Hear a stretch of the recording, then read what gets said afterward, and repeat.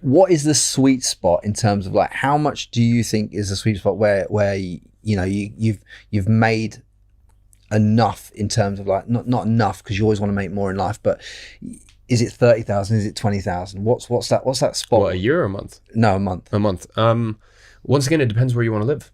Like for example, in Cape Town, I have legitimately I've tried everything to spend more than 30,000 a month, because my quota is I need to spend around 150 to 200,000 a month.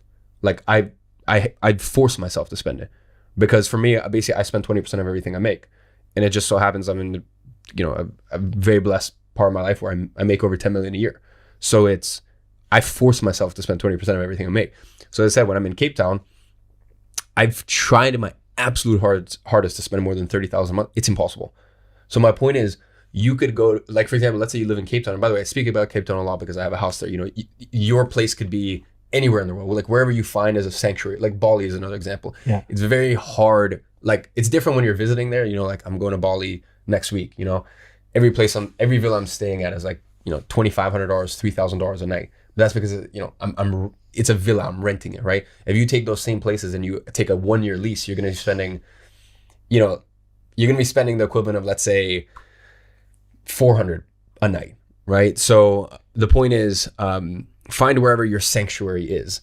But the point is, if you go to Bali and you actually like live there, and that's where your base is, you're gonna find it very difficult to spend more than $30,000-$40,000 a month. So let's say you get to a point where you're making, $30,000-$40,000 a month.